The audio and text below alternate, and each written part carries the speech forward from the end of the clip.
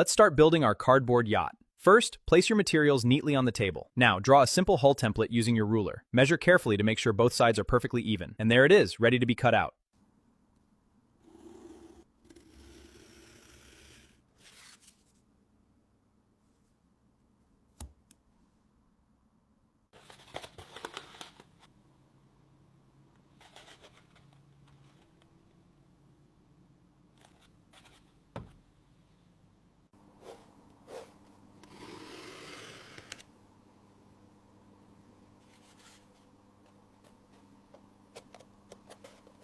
Let's start measuring out the second level now. A precise cut makes all the difference. Now we carefully glue the third level on top. The layered look really stands out.